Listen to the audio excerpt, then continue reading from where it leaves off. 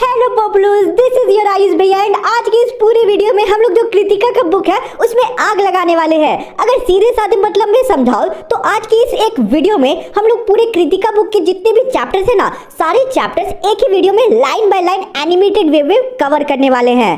And trust me, ये जो video है ना, ये उन स्टूडेंट्स को बहुत ज्यादा हेल्प करेगा जिनका एग्जाम बहुत ज्यादा करीब है या दरवाजे पे नॉक कर रहा है। तुम लोगों को कृतिका का कोई भी चैप्टर आप सर्च करके देखने की कोई जरूरत नहीं है, केवल इस वीडियो को पूरा एंड तक देख लेना एंड कृतिका के पूरा पोर्शन तुम लोगों का कंप्लीट हो जाएगा। एंड हाँ यार, उन स्टूडेंट जिनको ग्रामर की टेंशन है वो टेंशन बिल्कुल भी मत लो, क्योंकि कल से ग्रामर की भी वीडियोस मैं चैनल पे ला रहा हूँ। हमारे ग्रामर की सीरीज से जरूर जुड़ना एंड ग्रामर में ट्रस्ट मी फुल मार्क्स तुम लोग ले आओगे। तो अब चलो बिना कोई टाइम वेस्ट किए शुरू करते हैं हमारे आज के इस वीडियो को। धोते जाओ।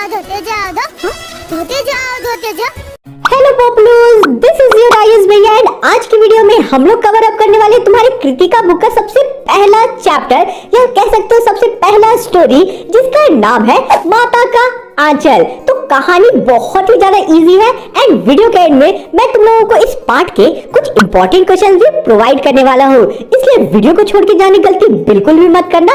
अब आराम से चुकू बुकू बैठो एंड आज की इस 3D एनिमेटेड वीडियो का मजा लो। एंड सबसे पहले तुम लोग मिल लो इस कहानी के सबसे मेन कैरेक्टर से। वो कौन है उनसे तुम खुद मिलो। हेलो, मैं हूँ शिव पूजन सहाय, इस पार्ट का लेखक, और इस पार्ट में मैं तुम लोगों को अपने बचपन की कहानी के बारे में बताऊंगा कि बचपन में मैं अपने पिताजी के दिल के बहुत ज्यादा करीब था और ज्यादातर समय पिताजी के साथ ही बिताया करता था। लेकिन जब मुसीबत आती थी तो झटपट से मैं अपनी माता के पास जाकर छिप जाया करता था। तो पूरी कहानी उसी के बारे में है और इस पार्ट में मैं तुम लोगों को ये भी बताऊंगा कि मैं अपने दोस्तों के साथ कितना ज्यादा खेला कूदा करता था। सिंपली यानी कि सिंपल भाषा में समझ जाओ कि ये जो पूरा पार्ट होने वाला है वो मेरे बचपन के बारे में होने वाला है और जो भी चीजें मैं बताऊंगा या वीडियो में तुम लोग सुनोगे ना, वो सारी बचपन की मेरी कहानी है। हेलो, मैं हूँ शिव पूजन शिवाय का पापा यानी कि तुम्हारे लेखक का पिताजी हूँ मैं। हेलो, मैं हूँ तुम्हारी लेखक की माँ। तो यार तुम लोग मुझे मत भूल जाना, मैं हूँ तुम्हारा one and only story teller भैया, जो तुम लोगों को ये जो चैप्टर है, ये जो कहानी है, इसके मेन प्लॉट्स को बहुत ही अच्छे से समझाएगा। मेरे पिता सुबह सबसे पहले उठकर नहा धोकर पूजा करने के लिए बैठ जाया करते थे। माता से मेरा केवल दूध तक का ही नाता था, इसलिए मैं अपने पिताजी के साथ चौकी में बाहर सोया करता था। पिताजी मुझे अपने साथ ही नहलाया करते थे और साथ ही में पूजा करने भी बैठा दिया करते थे। पूजा करने बैठाने के समय मैं उन्हें तिलक लगाने के लिए बहुत ज्यादा परेशान किया करता था। थोड़ा हंसकर थोड़ा गुस्सा करके वो आखिर में मुझे त्रिपुंड लगा दिया करते थे। मेरे बचपन में लंबे लंबे बाल थे, इसलिए पिताजी मुझे प्यार से भोलानाथ कह के पुकारा करते थे। लेकिन मेरा असली नाम तारकेश्वर नाथ था और मैं पिताजी को प्यार से बाबूजी कह के पुकारा करता था और माता को मैं मैया कह के पुकारा करता था। जब लेखक के पिता रामायण का पाठ किया करते थे तो लेखक भी उनके बगल में बैठा करते थे एंड उनके पास जो आईना रखा हुआ रहता था उसमें अपने मुंह को वो निहारा करते थे जब उनके पिताजी रामायण का पाठ कर रहे होते थे। और जब पिताजी उन्हें ऐसा करते हुए देख लेते थे तो वो थोड़ा लजाते हुए शर्माते हुए उस आईने को नीचे रख दिया करते थे और जो उनके पिताजी थे वो भी इस बात को देखकर इस बात पे मुस्कुराने लगते थे। लेखक के पिता जो रामनामा बही होता है, जो कि एक किताब है, उसमें 1000 बार राम राम लिखा करते थे। फिर वो 500 बार छोटे छोटे कागज के टुकड़े में राम नाम लिखा करते थे, उसे आटे की गोलियों में लपेट दिया करते थे और गंगा माँ की तरफ निकल पड़ते थे। उस समय भी लेखक अपने पिताजी के कंधे में बैठे हुए रहते थे। फिर वो उन आटे की गोलियों को वहाँ जाकर यानी कि गंगा माँ के पास जाकर मछलियों को चारा के रूप में खिला दिया करते थे एंड फिर लौटते वक्त वो लेखक को झुके हुए डाल पर बैठाकर झूला भी झुलवाया करते थे। यार यहाँ तक वीडियो को अगर देख लिया होगा तो वीडियो को एक लाइक जरूर करना और चैनल को सब्सक्राइब करना नहीं भूलना। चलो आगे बढ़ते हैं। अब कभी कभी बाबूजी के साथ मैं कुश्ती भी लड़ा करता था और बाबूजी जानबूझ के हारने की नकल किया करते थे या एक्टिंग किया करते थे।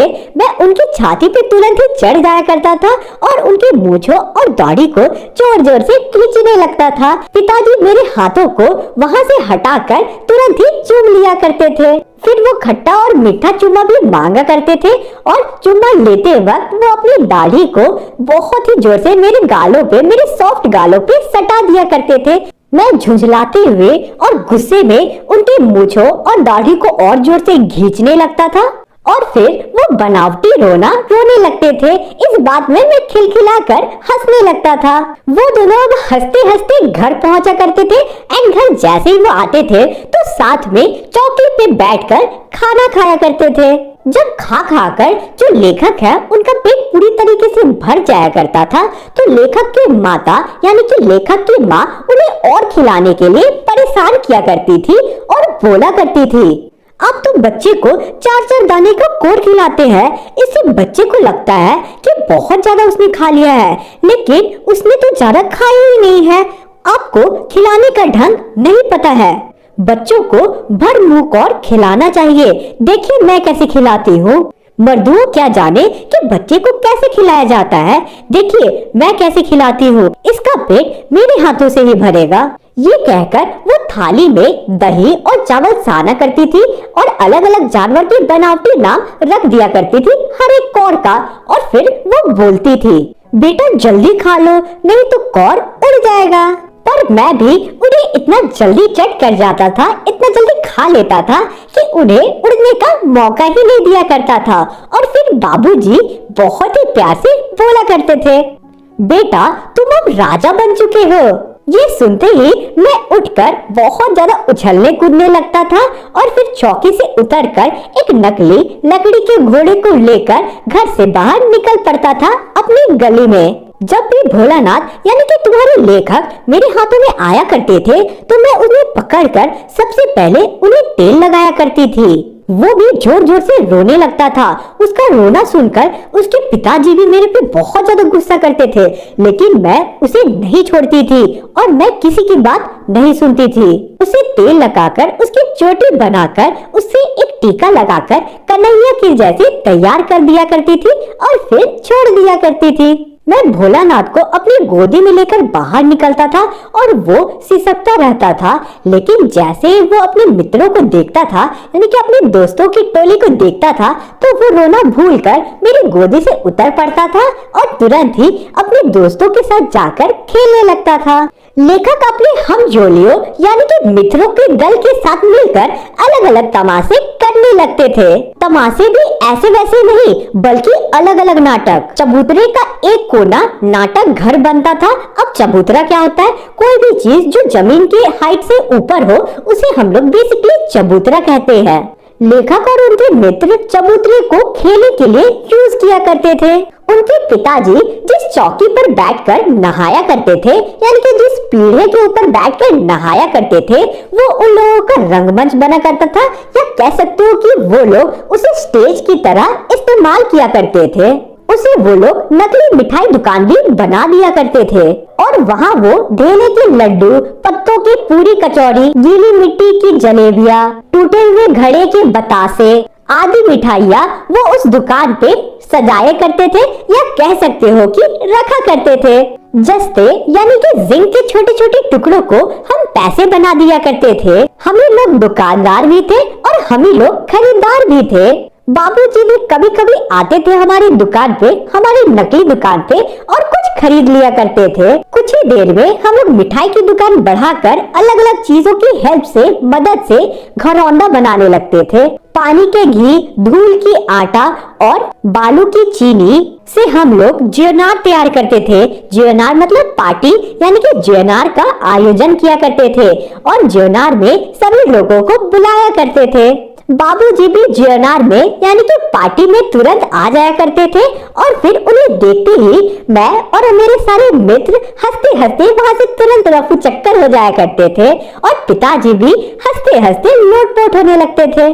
कभी कभी वो लोग बारात का भी जुलूस निकाला करते थे और बारात में बजाने के लिए अलग अलग चीजों को बैंड बाजा यानी कि अलग अलग चीजों को बैंड बाजा की तरह इस्तेमाल किया करते थे। टूटे चूहेदानी को वो पालकी बना दिया करते थे। लेखक समधी बनकर एक बकरे पे बैठ जाया करते थे और जो बारात होती थी वो चबूतरे की एक एंड से दूसरी एंड तक जाती थी और फिर रुक जाया करती थी।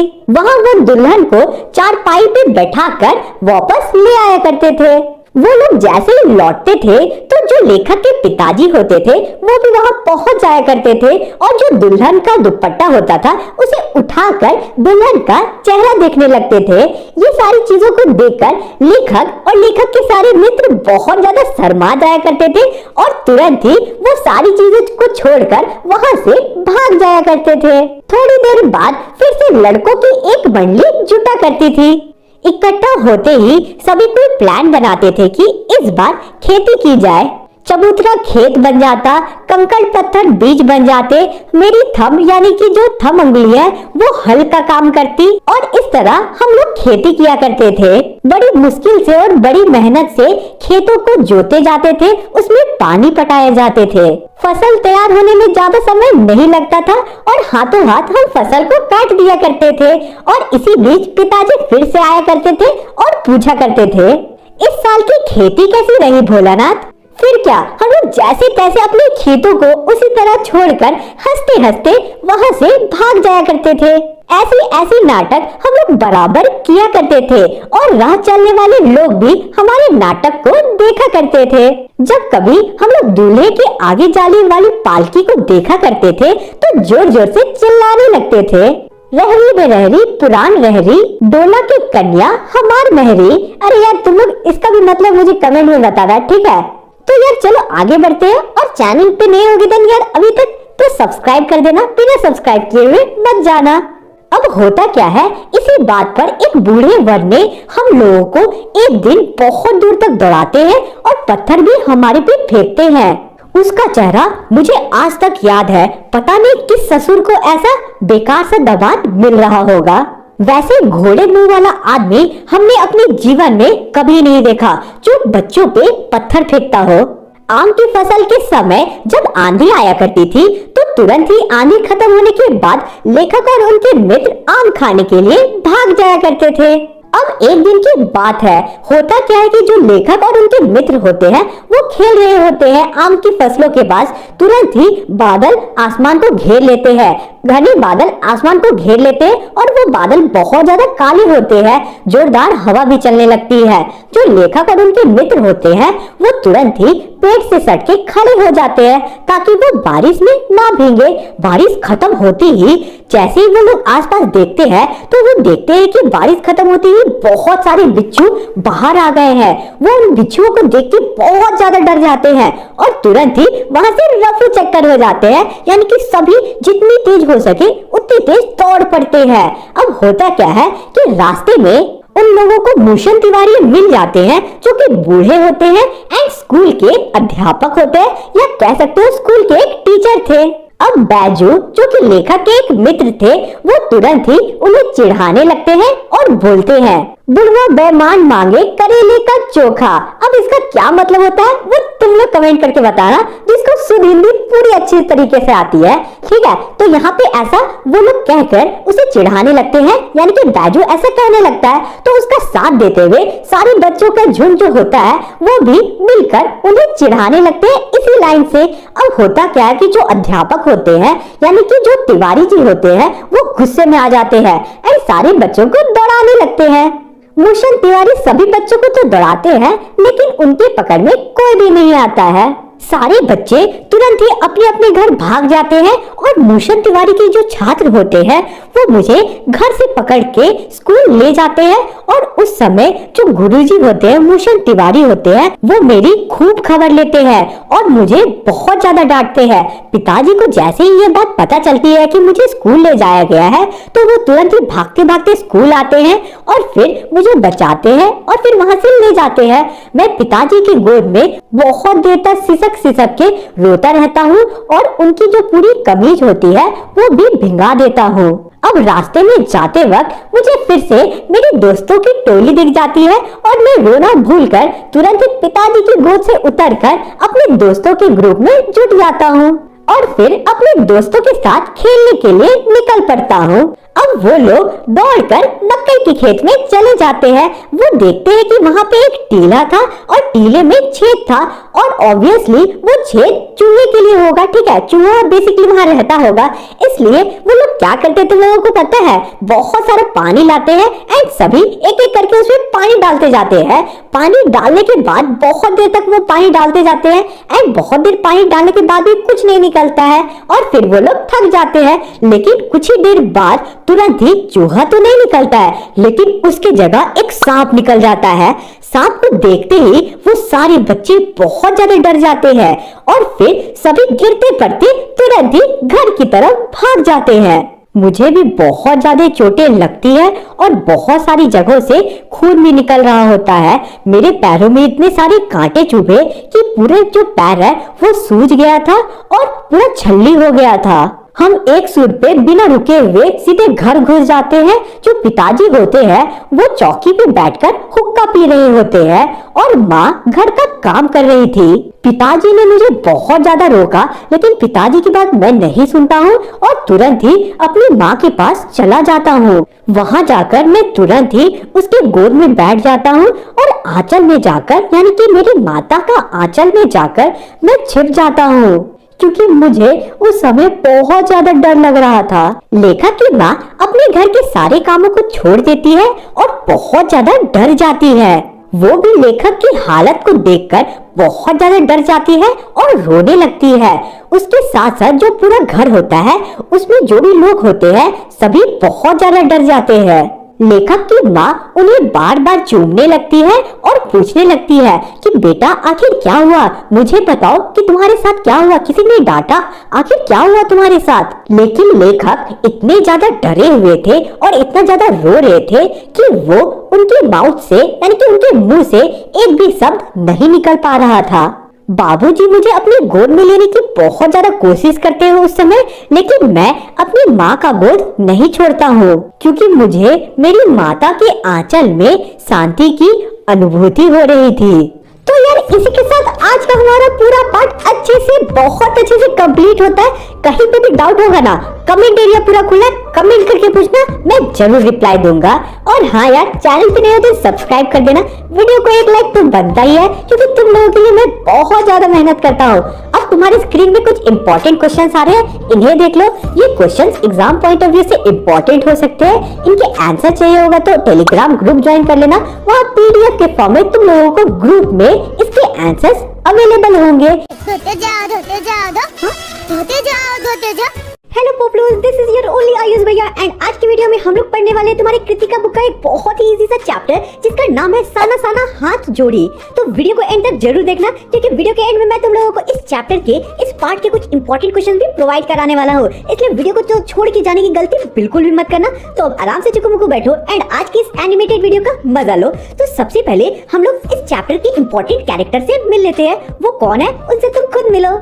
हेलो, मैं हूँ मधु कांकरिया, इस पार्ट की लेखिका, और इस पार्ट में मैं तुम लोगों को अपनी सिक्किम की यात्रा के बारे में बताऊंगी। मैं सिक्किम की राजधानी गैंगटॉक जाती हूँ एंड रास्ते में मैं जो जो चीजों के बारे में देखती हूँ, समझती हूँ एंड जो जो चीजें मैं देखती हूँ उसी के बारे में मैं तुम लोगों को पार्ट में बताऊंगी।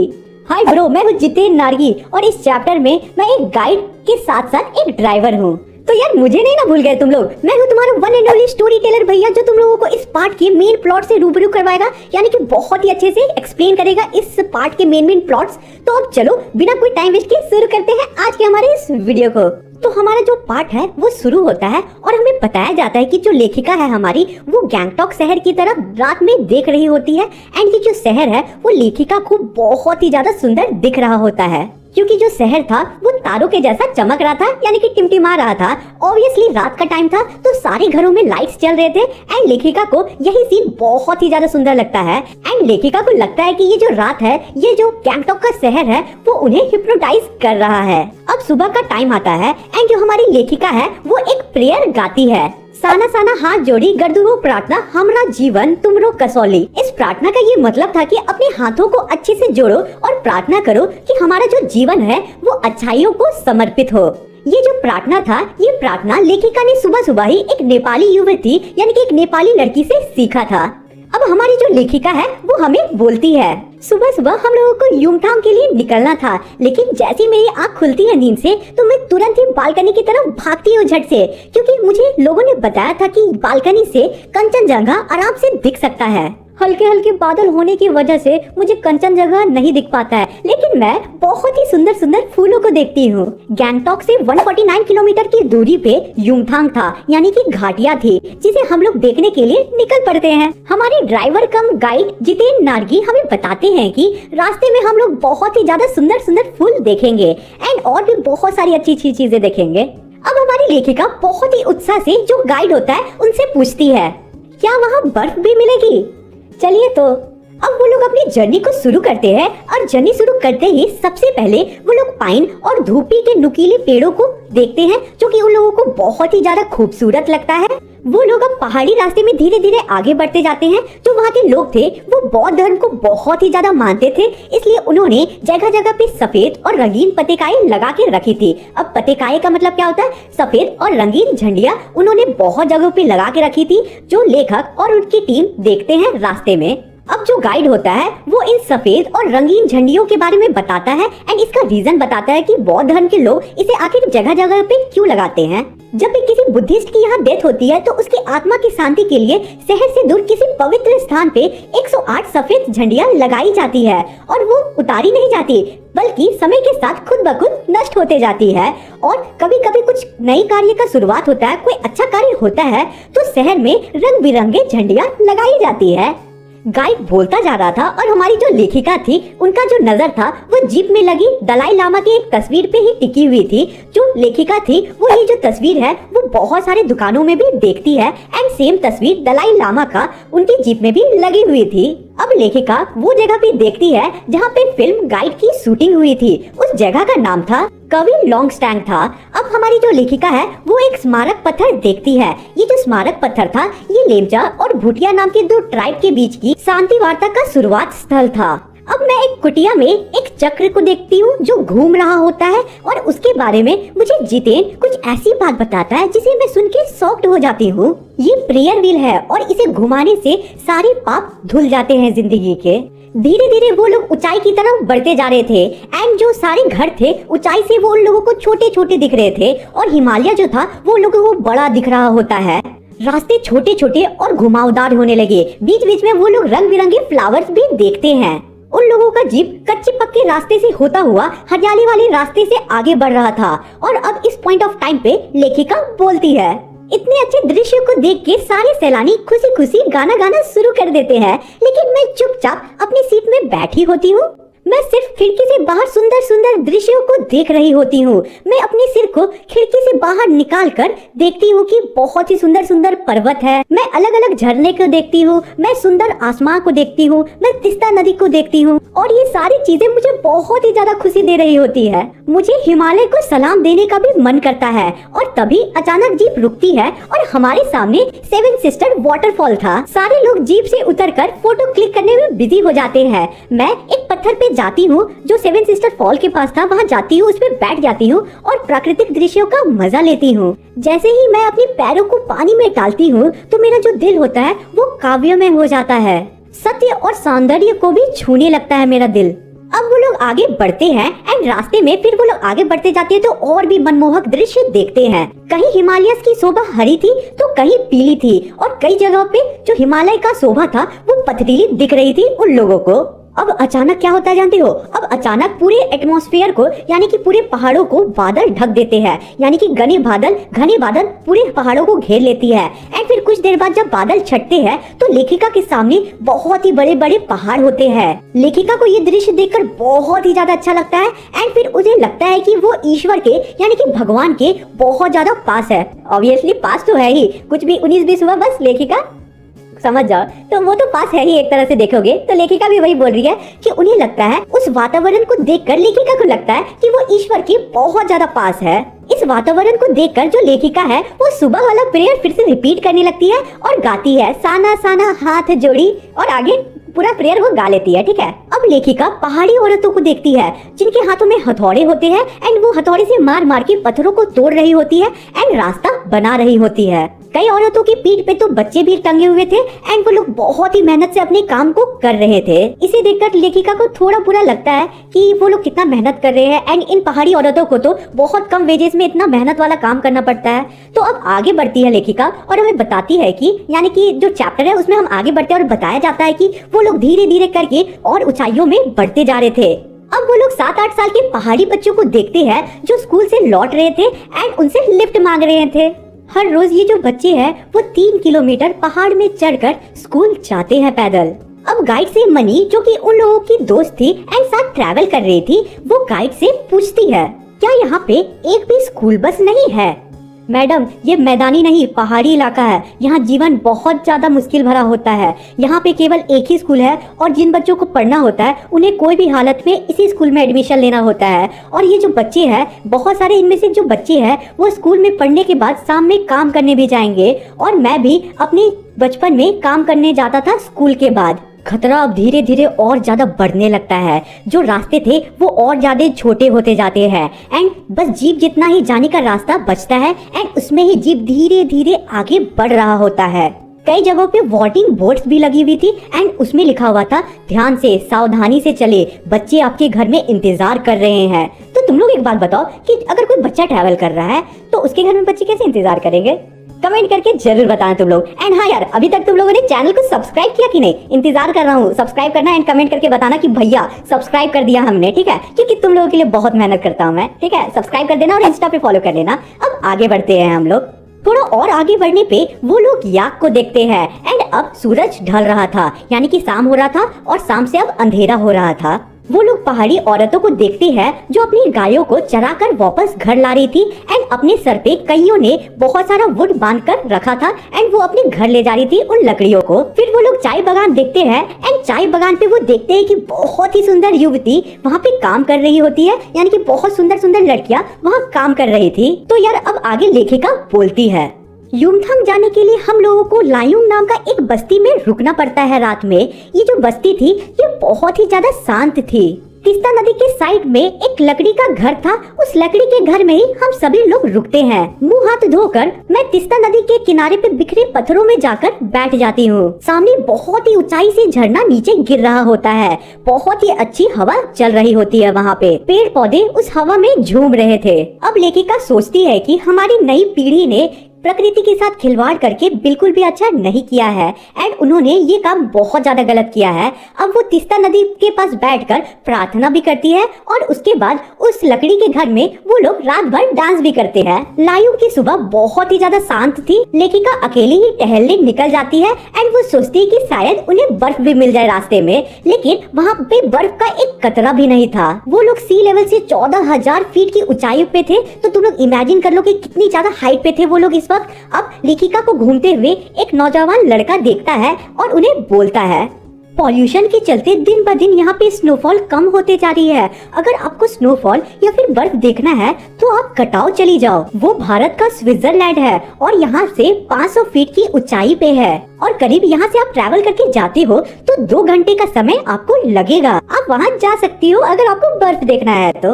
उम्मीद, आवेश और उत्तेजना में जो लेखिका है वो डिसाइड करती है कि वो कटाव जाएगी एंड वो लोग कटाव के रास्ते पे फिर सुबह सुबह निकल पड़ते हैं। कटाव का जो रास्ता था वो और ज्यादा खतरनाक था, रास्ते और ज्यादा छोटे छोटे थे एंड रास्ते में बहुत ज्यादा फॉग था, ठंड भी बहुत ज्यादा थी एंड बारिश भी हो रही थी, जिसके कारण जो जितेन था वो गाड़ी बहुत ही मुश्किल से चला रहा था, यानी कि अंदाजे से चला रहा था। जितेन लगभग में अपने अनुमान से गाड़ी चला रहा होता है क्योंकि बादलों ने सभी कुछ, आकाश, पेड़ पौधे, माउंटेन सभी कुछ ढक दिया था।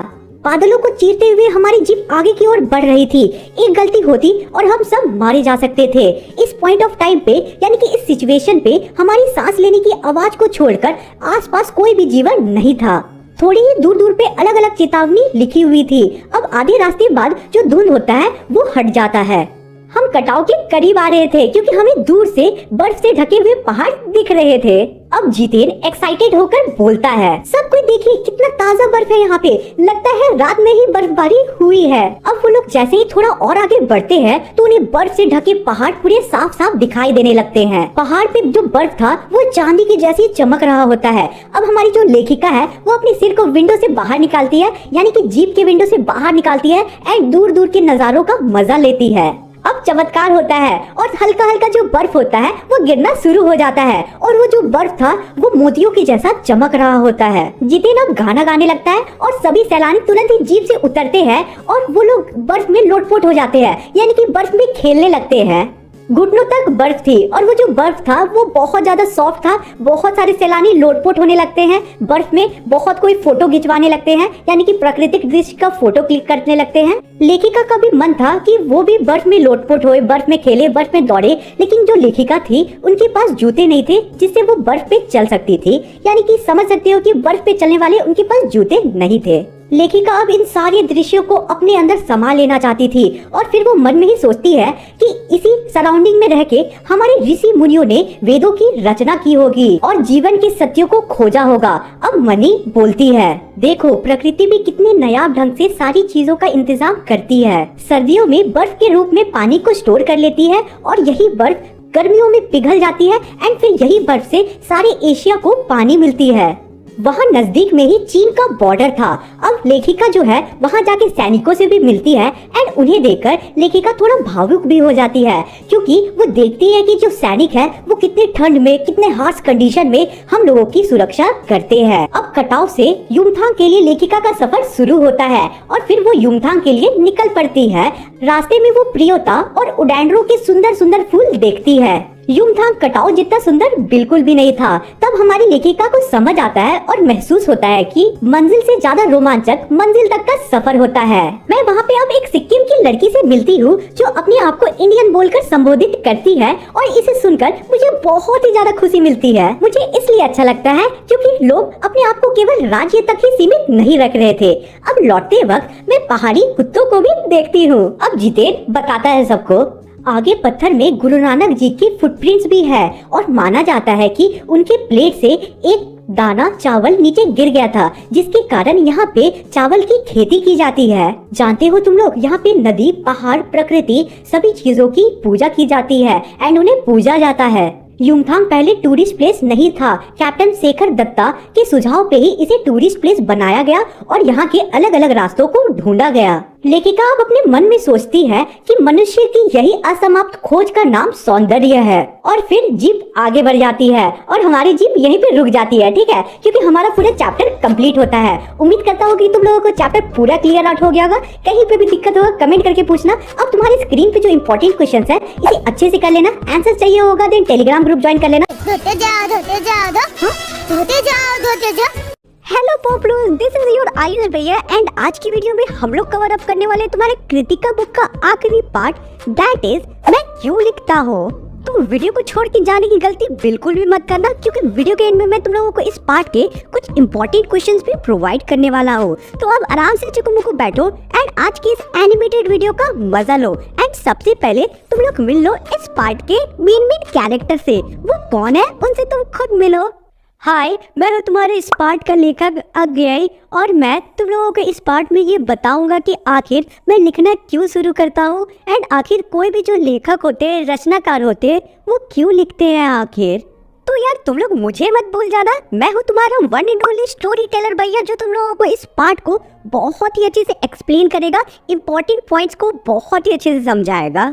तो अब हमारा जो चैप्टर है, जो हमारा पार्ट है, वो शुरू होता है और हमें बताया जाता है कि आखिर मैं क्यों लिखता हूँ।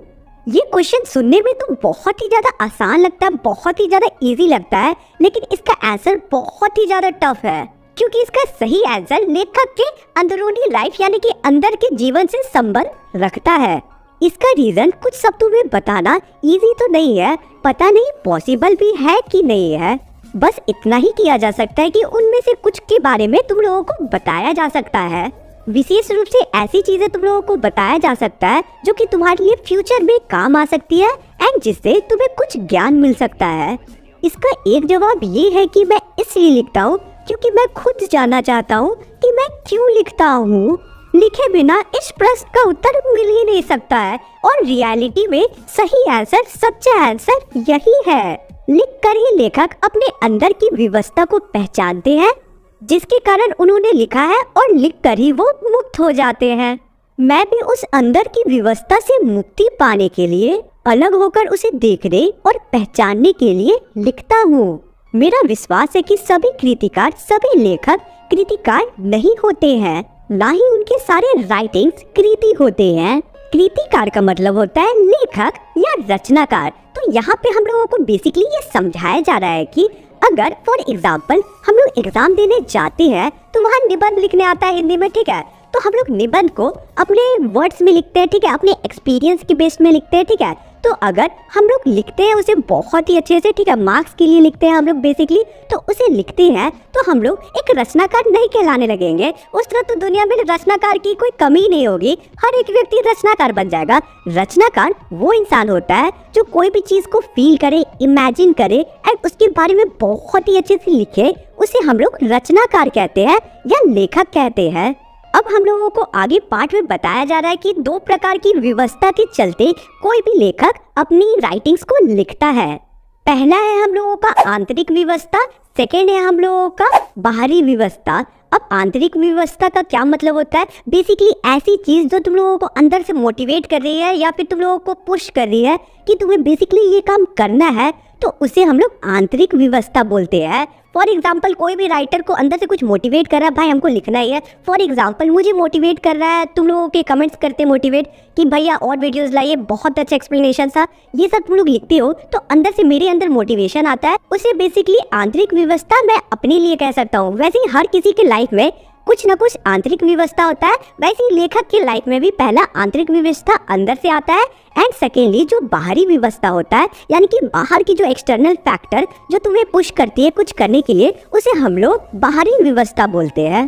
किसी भी लेखक की लाइफ में बहुत सारी बाहरी विवशता होती है, ठीक है, एक्सटर्नल फैक्टर्स होते हैं, जैसे कि संपादकों का आग्रह, यानी कि बुक लिखवाने वालों का आग्रह, प्रकाशक का प्रेशर एंड तीसरी चीज है जो कि सबसे इम्पोर्टेंट है, वो है मनी फैक्टर। ठीक है, कोई भी लेखक तीसरी चीज के लिए बाहरी एक्सटर्नल फैक्टर के लिए काम करते हैं तो वो है मनी, जो कि बहुत ही ज्यादा कॉमन है। कोई भी लोग काम करते हैं तो वो मेनली मनी के लिए ही करते हैं, तो वही चीज यहाँ पे एक्सप्लेन किया गया है। कृतिकार ईमानदारी से भेद बनाए रखती है कि कौन सी कृति अंदर की प्रेरणा का फल है, कौन सा लेखन बाहरी दबाव का फल है। हमारी दूसरी बात यह है कि कोई भी बाहर का दबाव रियल में असली दबाव नहीं होता है। वो मानो कि अंदर का जो टैलेंट होता है कोई भी लेखक का, वो उसे और ज्यादा बढ़ा देता है एंड मोटिवेट करता है कि कोई भी लेखक और ज्यादा लिखे, या कह सकते हो कि अंदर की लिखने की इच्छा जगा देता है ये सब। यहाँ पे कृतिकार का स्वभाव और सेल्फ डिसिप्लिन का बहुत ज्यादा महत्व होता है। कुछ ऐसे आलसी लेखक भी होते हैं जो बिना एक्सटर्नल फैक्टर यानी कि बिना बाहरी दबाव के कुछ लिख ही नहीं पाते हैं। इसी के सहारे उनके अंदर की विवशता स्पष्ट होती है। ये कुछ ऐसा है जैसे कि कोई बेड पे सोया है और सुबह सुबह का टाइम है, तो वो तब तक नहीं उठता है जब तक उसका मोबाइल अलार्म नहीं देता है या फिर उसका क्लॉक जोर जोर से बजता नहीं है। वो तब तक नींद खुलने के बाद भी सोया हुआ रहता है। हालांकि उसका नींद खुल जाता है लेकिन वो अलार्म का वेट करते रहता है। तो तुम लोग मुझे कमेंट करके बताओ मेरे प्यारे दोस्तों कि तुम लोगों में से ऐसा कौन कौन करता है। अब हम लोग आगे बढ़ते हैं तो पाठ में आगे लिखा हुआ है कि इस प्रकार कोई भी कृतिकार बाहरी एक्सटर्नल पे पूरी तरीके से डिपेंडेंट नहीं हो जाता है। वास्तव में कृतिकार बाहर के दबाव के प्रति समर्पित नहीं हो जाते हैं। उसे लेखक एक सहायक यंत्र यानी कि मोटिवेशनल फैक्टर के जैसा काम में लाते हैं अपने फील्ड में। मुझे इस सहारे की जरूरत कभी नहीं पड़ती है, लेकिन मुझे इन सब सहारों से कोई दिक्कत भी नहीं है। ये अंदर की व्यवस्था आखिर क्या होती है, इसे समझाना बहुत ही ज्यादा कठिन है, लेकिन उदाहरण की हेल्प से, एग्जाम्पल की हेल्प से तुम लोग इसके बारे में अच्छे से समझ सकते हो। इसलिए हमारे जो ऑथर है यानी कि हमारे जो लेखक है वो तुम्हें इसके बारे में एग्जाम्पल देते हुए बहुत ही अच्छे से समझाएंगे। तो अब लेखक बोलते हैं, अपनी एक कविता का मैं चर्चा करूं जिससे तुम लोगों को सारी बात बहुत ही अच्छे से समझ आ जाएगी एंड क्लियर आउट हो जाएगी। देखो, मैं बचपन से ही साइंस का विद्यार्थी रहा हूँ एंड मैंने सारी पढ़ाई साइंस के सब्जेक्ट से ही की है। मुझे एटम्स, मॉलिक्यूल्स और रेडिएशन के बारे में बहुत सारी चीजें पता थी एंड पता है।